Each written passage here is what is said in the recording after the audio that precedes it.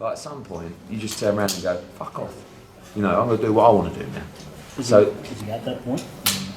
It's kind of like how the conversation went about a week ago, but over time, you know, I think he realises that he doesn't want to vacate the belt. And I think that he's very proud. And I feel like he's a throwback fighter. You know, he wants to take on all comers. And I think part of him thinks beating Alexander Usyk is an incredible name on the resume. You know, Usyk is a pound for pound top fighter. He's an undisputed cruiserweight world champion. You know, and that again just strengthens the resume. And I know I always go on, but when you go, you know, Klitschko, Takam, Parker, Povetkin, Ruiz, Pulev, Usyk, that's the run. You know, it's pretty good run. Yeah. Like there's no gimmies in there. So yeah, I feel like as long as the deal goes smoothly and no one takes the piss and no one tries to be clever, then I think that fight is quite automatic. And the way that the conversation's been going with Alex Krasuk, who I've worked with for the last 3 fights anyway, has been sensible. So as long as everyone's sensible, I think that's the fight. I think it's a very good fight. It's not the Fury fight, which is the one we wanted, but it's still a very good fight.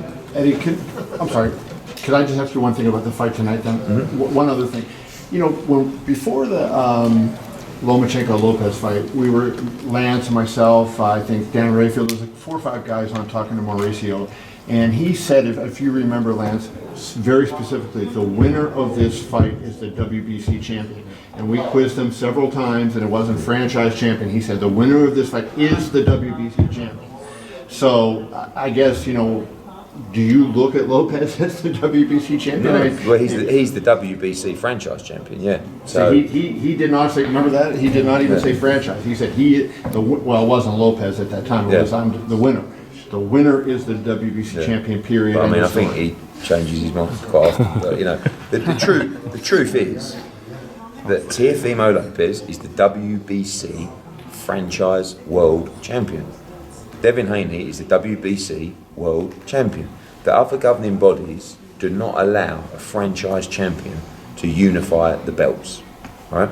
So in that instance, the other governing bodies do not recognise Teofimo Lopez as the undisputed champion.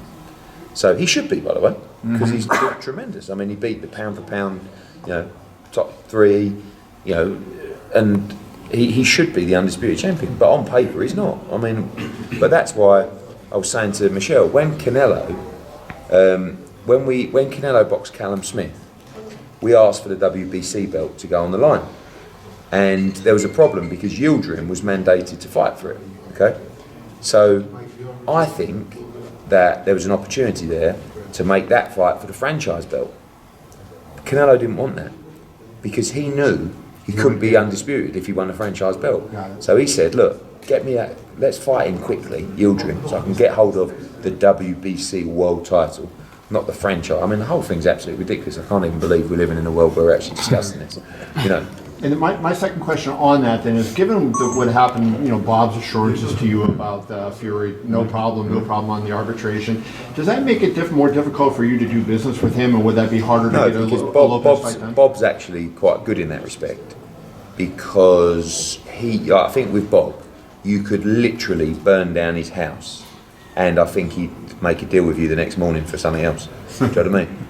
Eddie's which I don't know if that's good or bad, but that is basically the situation, and I actually love Bob for that, right? Because I could give this interview with you now, and I could slag off Bob Arum for an hour, right? And he would still phone me tomorrow to make a deal where other people would go, I'm not working with him anymore, which is actually really bad for the sport. So for all Bob's faults, that's actually one of his good points. So I think in that respect, I mean, I don't know what's happening with Teofimo with Top Rank, and is there a legal issue around the contract because of what happened and whatever. But you know, the great thing about, like I said, normally it's a network issue that will give you the excuse. With this, it's like, this is how it's going to be. Teofimo, here is your offer to fight Devin Haney, and if you also want to entertain that on ESPN, no problem at all. So in that respect, how can you not have a conversation about it? It's a bit like Canelo and Plant, really. So here's the DAZN offer. What's the Fox offer? let's just talk and see where it makes sense for everybody. I think some people think that he would not take that risk because he'd rather put Teofimo in there against Taylor in a pay-per-view. Yeah, maybe, yeah. Don't you think? But that's the problem with boxing, is he's doing that because for the benefit of Top Rank and the network instead of the fighter. Yeah. So, but again, if Teofimo wanted that fight, then there's nothing we can do about it. But if he wanted, I think we could pay him a lot more to fight Devin Haney than they would pay him to fight Josh Taylor. Oh, but good. that is also an excellent fight. So if they made that fight, you can't really complain. But, you know. As Haney's promoter, I'm interested in your two different thoughts. Through 8 rounds, you're looking at this guy, and he does look like he does second coming to fight Mayweather. And then he gets hit. What was the two, polar opposite thoughts that were running through Eddie Hearn's mind at that point? A little bit shocked because he took some big shots in the fight. Like when they traded up left hooks and stuff like that earlier on, he took some big shots, and I was actually thinking, wow, he's got a good chin, this kid, because Linares can really punch. It was a weird one. I watched it back. It was like, he took one. It was a big right hand, but he wasn't actually looked like he wasn't expecting the shot because he thought he might, was out of range or Linares wasn't throwing. And his legs buckled a little bit. He walked forward to the ropes. I saw him on the store. I could see him right there, and he was kind of smiling and laughing. Probably like, I think a young kid probably felt quite embarrassed. Do you know what I mean? Like, oh shit.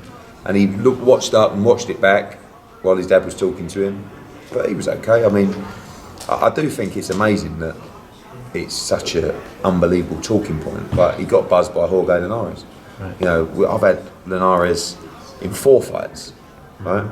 Anthony Crolla got dropped. Kevin Mitchell got dropped and got stopped in that fight.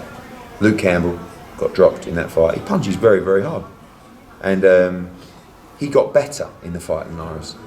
Because it was interesting what Devin said about how he carried his power late, and the reason is because he was tremendously fit and he had a great training camp and he threw everything into this fight, right? Because he knew this was like my last chance. And you wanted your guy to go through some adversity at 22, right? But that's how you learn. Yeah. And he won't do that again. I've been wanting Devin to be a little bit more exciting because I felt like when he boxed Gamboa. Gamboa didn't want to engage, and I knew this would be a much better fight because Linares was coming to win. But I felt like if you watch it back from like 8 or 9 rounds, next thing Devin's like walking him down. He's putting his head on his head, and he's trying to sort of macho him out, trade more, and because I think he wanted to stop him, and I think he felt that his best chance now was to step on the gas and try and stop him.